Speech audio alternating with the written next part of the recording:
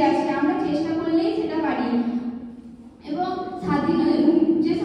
স্বাধীন ভারতের স্বপ্ন, যে ধর্ম বৈদেশিকহীন, জাতপাতহীন, উচ্চ ধর্ম নিম্ন ধর্ম এসব ছাড়া, জাতপাত জাতি ভেদাভেদ ছাড়া যে স্বাধীন ভারতের স্বপ্ন দেখে গিয়েছিলেন আমাদের বিপ্লবী সংগ্রামীরা, সেই ভারতবর্ষ তাদেরকে উপহার দিতে পারি। আমরা এমন একটা শিক্ষা প্রতিষ্ঠান এবং খেলার মাঠ যেখানে কোনো ধর্মের বিপরীত ভেদাভেদ কিছু থাকে না, এবং এই দুটো জায়গায় হচ্ছে যেখানে ধর্ম বৈষম্য থাকে না। এরকম ভাবে আমরা গোটা সমাজকে একটু ইন্সপায়ার করে আমাদের মতো করে তৈরি করে একটা সুন্দর ভারতবর্ষ তৈরি করতে পারি। এবং যে স্বাধীনতা সংগ্রামীরা যে স্বপ্নে, যদি আমরা অতিরিক্ত চিৎকার করি সেটা শব্দ দূষণ হয়, তার ফলে আমাদের পরিবেশের অনেক ক্ষতি হয়।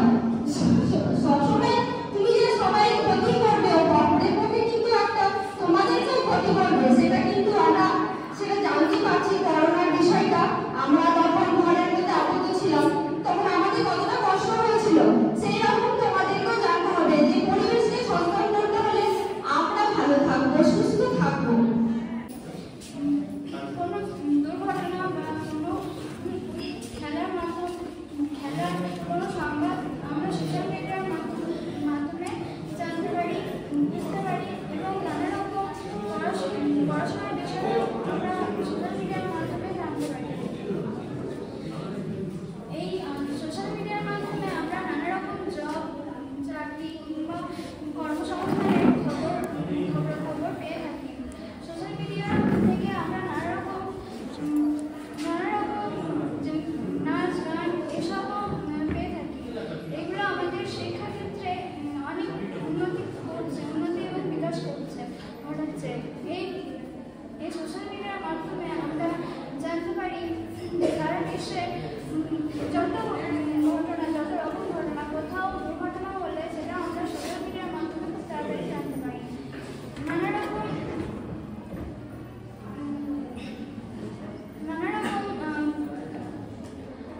চাকরির খবর কিংবা কর্মসংস্থানের বিষয়গুলো আমরা সোশ্যাল মিডিয়ার মাধ্যমে খুব সহজেই জানতে পারি এবং পদক্ষেপ নিতে পারি। সোশ্যাল মিডিয়া হচ্ছে একটি উন্নত মাধ্যম। এই মাধ্যম থেকে আমরা নানা রকম সুযোগ সুবিধা পেয়ে থাকি পড়াশোনার বিষয়ে এবং অন্যান্য বিষয়ে। সোশ্যাল মিডিয়া এসেছে বলেই হয়তো আমরা এতটা উন্নত হতে পেরেছি।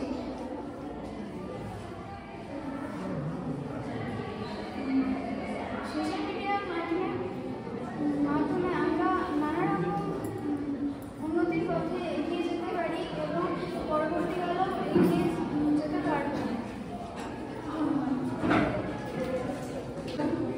আমার বিষয় হচ্ছে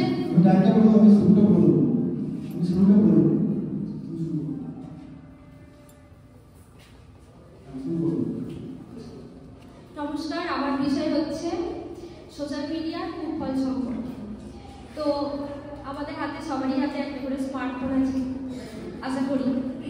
তো এই ফোন আমরা কিভাবে ইউজ করবো, বা সোশ্যাল মিডিয়া যে কোনো জিনিস, কম্পিউটার, ল্যাপটপ আরো অন্য কিছু, কিন্তু ফোনটা সচরাচর সবার কাছেই থাকে। তো ফোনটার বিষয় হচ্ছে আমরা ফোনটাকে কিভাবে ইউজ করবো, ভালো না খারাপ। তোমরা যদি খারাপ হিসেবে ইউজ করো তাহলে প্রথম হচ্ছে আমরা তো সোশ্যাল মিডিয়া সম্পর্কে অনেক কিছুই জানতে পারি, অনেক ভালো তথ্যও জানতে পারি, কিন্তু অনেক খারাপ তথ্যও আছে। একটা জিনিসে যেমন ভালো গুণ আছে সেরকম খারাপ গুণ আছে।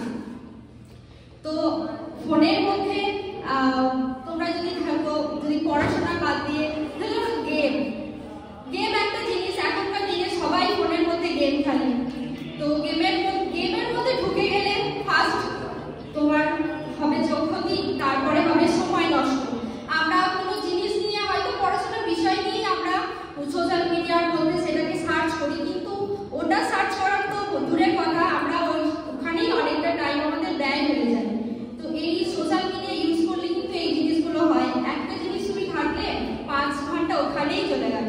তাহলে ভেবে রাখো আমাদের যে সময়টা মানে ছাত্র জীবন যেটাতে অতিবাহিত হয় সেইখানটাই হচ্ছে মূল সময়, এইটা হচ্ছে গোল্ডেন টাইম। এই সময় টাইমটাই আমাদের ওই ফোনের মধ্যে বেশিরভাগটাই নষ্ট হয়ে যাচ্ছে। আমরা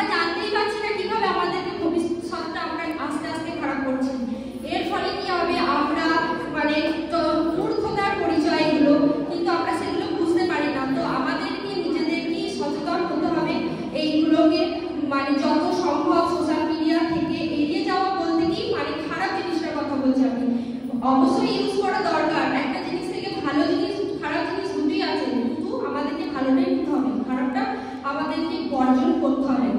এবং ছোট বাচ্চাদেরকে যত সম্ভব এগুলো থেকে দূরে এড়ানোর চেষ্টা করতে হবে। এখন ফোনের মাধ্যমে কার্টুন এসব অনেক কিছুই বাচ্চারা দেখতে বেশি আগ্রহ প্রকাশ করছে। তো আমরা তো পড়াশোনা শিখছি, আমাদেরকেই এগুলো এড়িয়ে চলার চেষ্টা করতে হবে। যেমন ওটা বাদ দিয়ে আরো অনেক কিছু খেলার অ্যাক্টিভিটি বাচ্চাদের সামনে তুলে ধরতে হবে, যাতে বাচ্চারা সেইগুলো ওইটা মানে ফোনটা বা সোশ্যাল মিডিয়াকে এড়িয়ে চলে বা ভিডিও বিভিন্ন খেলার মাধ্যমগুলো এড়িয়ে চলে ঘরোয়া পদ্ধতিতে যেগুলো খেলা হয়, যেমন কাবাডি, ক্রিকেট বা ছোট বাচ্চাদের যেমন ধরাধরি, কানামাছি, খো-খো, এইসব খেলাগুলো আমাদের আস্তে আস্তে হারিয়ে যাচ্ছে। তো এইগুলোকে আরো চেষ্টা করতে হবে যাতে এইগুলোর মধ্যে দিয়ে আমরা আরো বাচ্চাদেরকে পৌঁছে দিতে পারি।